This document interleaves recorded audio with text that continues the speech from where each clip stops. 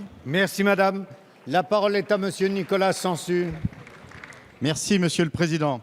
Madame la ministre de la Santé, aujourd'hui, des dizaines de milliers de personnels hospitaliers et d'infirmiers crient leur colère et leur inquiétude partout en France. Colère devant des conditions de travail et de rémunération qui se dégradent, avec des conséquences dramatiques pour la santé des personnels pouvant aller jusqu'au suicide. Inquiétude devant des directives de la tutelle qui rendent de plus en plus prégnants les choix budgétaires, là où la prise en charge digne et efficace des patients devrait être la seule boussole. En effet, l'austérité budgétaire, avec un plan triennal de restriction de 3 milliards d'euros pour les hôpitaux et de 10 milliards d'euros pour la santé, aura été extrêmement négative pour l'égalité d'accès aux soins sur le territoire national. La fermeture de milliers de lits de l'hospitalisation, la suppression de 22 000 emplois dans les hôpitaux, la tarification à l'activité et, dernier avatar, la création de groupements hospitaliers de territoire qui agissent comme des machines à concentrer d'un côté et à désertifier de l'autre, auront confirmé les orientations de la loi Hôpital, Patients, Santé et Territoires votée sous la droite et que nous avions combattue ensemble en 2009, Madame la Ministre.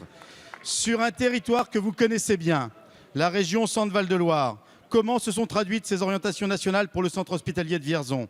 Par la suppression de 20 postes et de fait l'épuisement des personnels, par la fermeture de 11 lits en chirurgie et pédiatrie et peut-être 10 de plus en médecine, par un déficit structurel du fait de l'inadéquation de la tarification à l'activité et désormais par le risque de dévitalisation de certaines spécialités que l'hôpital de référence du groupement hospitalier de territoire souhaiterait rapatrier. Bien sûr, des coopérations sont indispensables, des évolutions et la bonne gestion des deniers publics sont nécessaires, mais sans jamais oublier les patients et l'égalité de traitement que nous leur devons partout en France. Madame la Ministre, l'exaspération est grande, car en 10 ans, les citoyens, les personnels, les élus ont vu dériver la République de la solidarité vers une République des comptables, injuste et inefficace. Merci monsieur Sansu. La parole est à madame Marisol Touraine, ministre des Affaires sociales et de la Santé.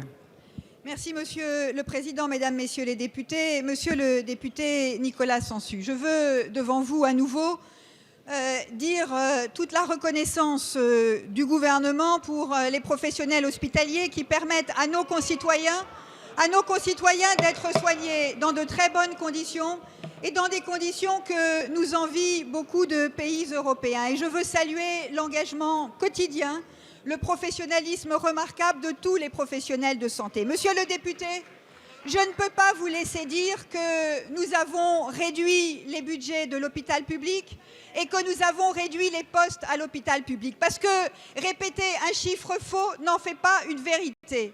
Nous avons créé 31 000 postes à l'hôpital public depuis 2012. Alors vous pouvez dire que ça n'est pas assez. Vous pouvez dire, monsieur le député, qu'il fallait en créer davantage. Cela, je peux l'entendre. Mais dire que nous avons supprimé des postes, c'est faux. De la même manière, monsieur le député, je veux rappeler que depuis 2012, nous avons investi 10 milliards d'euros pour l'hôpital public. Mais derrière ces chiffres, derrière le rétablissement du service public hospitalier, les revalorisations salariales, moi j'entends les préoccupations et les inquiétudes exprimées par les professionnels.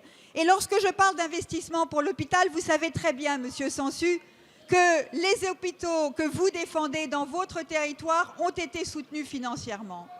Je veux dire que j'entends les préoccupations parce que des réformes importantes sont engagées pour la médecine ambulatoire, pour la chirurgie ambulatoire et pour la mise en place de regroupements avec les groupements hospitaliers de territoire qui s'adaptent à la réalité de terrain. Et donc, je souhaite que nous puissions mieux accompagner les professionnels de santé. Ce sera l'objet du plan que je présenterai dans quelques semaines. Merci.